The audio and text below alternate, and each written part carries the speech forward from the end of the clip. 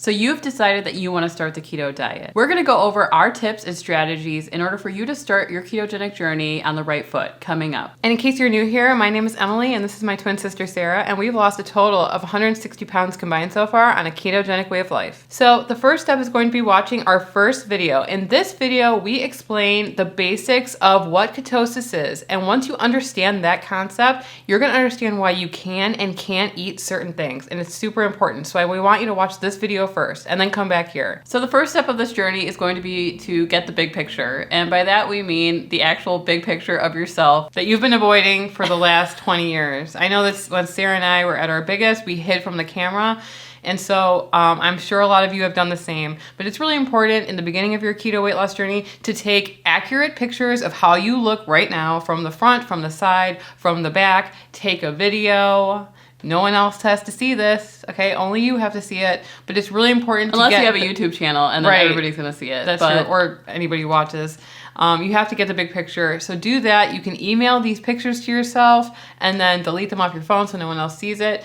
We also suggest that you take measurements of yourself, like around your bust, around your waist, around your butt, and even like your thigh and your calf size. And some people even measure their neck. So take all of those measurements, write them down, make sure to put the date next to it so you can compare. Also, you're going to want to actually step on a scale. Write down what your starting weight is. It's very important to be honest with yourself about the true situation so that you know how far you're gonna come. Yeah. I remember in the beginning of our journey, I was begging Emily to step on the scale and she wouldn't do it because she was embarrassed. But I told her that you could be on the diet for a month and then step on the scale and you have no idea where you actually started and to see how much weight you've actually lost. So I really do believe take the first step, take accountability, and step on the scale. I do understand how terrifying it is, but at least you have a starting point to go off of. I think I was in denial for a lot of years about how much I weighed, and I thought that once I saw that number, it was time to make a decision on whether I was going to start trying to do keto again or not. And it turns out when I did see the number and I was like, oh wow, I'm 260 pounds, I had to make that decision again. So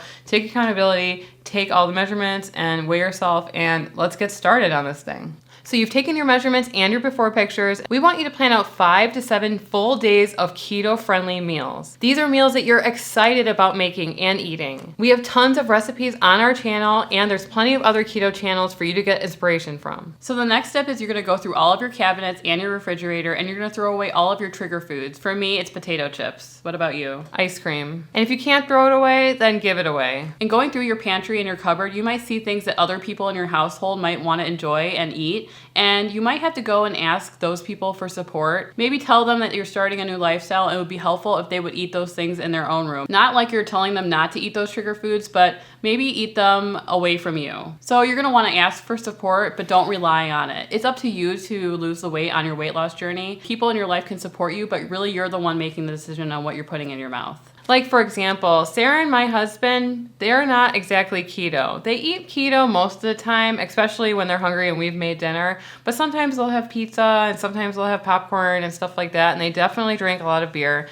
But we don't expect them to fully follow keto because that's a decision that we've made to lose weight, and maybe they don't want to lose weight, And so Sarah and I, when they order pizza, we order a keto-friendly pizza, which in Chicago, there's a keto-friendly pizza that's made completely, the crust is made of sausage. So we get that one while they enjoy the traditional pizza. So you got to make sure that you're prepared to make it easy for other people to support you on your weight loss journey. And when you're meal prepping, make sure that you're gonna pick something that you can also eat yourself. So maybe you're gonna make a chicken dish, they are gonna have pasta on the side, the rest of your family. Cook something keto-friendly for yourself, like a side of cauliflower rice or some green beans or something. Radishes, roasted radishes. There's a lot of different recipes that you and both your family that's non-keto can have. You just have to make sure to plan it out in advance so that you're prepared to make the right decision. If you have Amazon Fresh in your area, we really like to order our food online.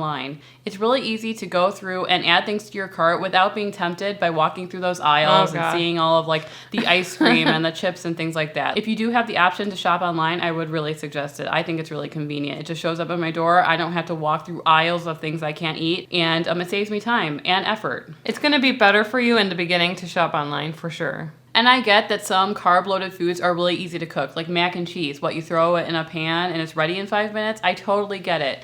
but you can really take this time to learn how to cook. Emily and I had no experience with cooking before we started keto. Well, I guess we were cooking on our own a little bit, but it just takes the first step of being willing to learn how to cook. And it's a skill that you're going to use throughout your entire life. So I think that you should definitely learn how to cook and don't be afraid of it. What do you think? Absolutely. And one of the great ways to learn how to cook is to order one of those meal kits like Green Chef. They even have a keto option right now so that you can get all the ingredients sent to you. They all come separately, like bags, so there's no waste. They come with very simple instructions so that you can learn how to cook something new in like 30 minutes. And then the next time you already know how to cook this meal, you can go out buy the ingredients. Sarah and I have actually tried a couple of these services before, and we really like them for trying new things. I always keep all of those recipe cards in a little binder that I can cycle through to see, oh yeah, I cooked that during my Green Chef trial or whatever, and I want to redo that. So it just gives you plenty of ideas, and you cook with ingredients that you might not have ever tried before, which is really awesome. And if you don't like it, then guess what? You don't have like a surplus left over that you have to deal with or whatever. So I definitely recommend. I know that Green Chef has a keto option. We'll link it in the description below if you guys want to try it. So if you're planning to start keto tomorrow, today we're going to want you to start taking electrolytes. So in the other video, we explained that when your body goes into ketosis, you're going to be shedding a lot of water, and that can throw off your electrolytes. So it's really important to replace those electrolytes, because if you don't, there's a good chance that you will get fatigued, that you'll have a headache, also known as the keto flu. So you can prevent all that from happening by taking electrolytes early. We really recommend the Element electrolytes. They taste kind of like a margarita, and they are super, super delicious. So we'll link those ones in the description below if you want to check them out. So if this is your first time trying the keto diet, you might not know if you're actually in ketosis or not. One way is to use ketone testing strips. We don't really use them anymore because we've been on keto for a pretty long time, so we actually know when we're in ketosis or not. But you can use these strips to test whether you have ketones in your system, and it's really helpful in the beginning just to show that, wow, I am in ketosis right now. It's working. And it's really motivating to keep going. I would use it on the first day so that you can actually see yourself going into ketosis. It's kind of cool. And then, you don't have to actually use them anymore after that. But we'll link the ones that we use in the description below if you guys are interested in checking them out. So there are a lot of people out there that test their blood daily to see like the level of ketosis that they're in, measure their ketones and all that kind of stuff. We can link one of the popular ones below. We don't necessarily do it just because we don't like needles. No, I don't. And honestly, have we ever tested our blood to lose 160 pounds? No. Do you need to? No, but some people like looking at that data. You can track it on a chart and you can figure out like what kind of foods affect you more and everything. But if you kind of want to do it like us, technically keto as we like to call it, then definitely subscribe, because we have more technically keto content coming your way all of 2021 and beyond. Because Sarah and I think of this as a lifestyle, not a diet. So we're going to be on keto forever. If not, we will probably end up super morbidly obese again. Just being honest. Sarah and I think of this as a lifestyle. That's why we are the Keto Twins. I think a lot of channels focus on losing the weight, but the bigger struggle is actually staying on it. So making this a lifestyle from the beginning, I feel like you're going to be a step ahead than other people that start this diet, if you will. So these are the top tips that we use to be successful on keto, and we're so happy that we got to share them with you today. So just remember, we don't really focus on counting calories or tracking your food too much. What we want you to focus on is eating whole, keto-friendly foods. If you do that starting tomorrow, you're going to be well on your way to success. And in the next video, we're going to talk about how much you can expect to lose on keto, like how long it took us to lose most of the weight on keto, and what you can expect your first couple weeks. So make sure to check back and subscribe for more keto content.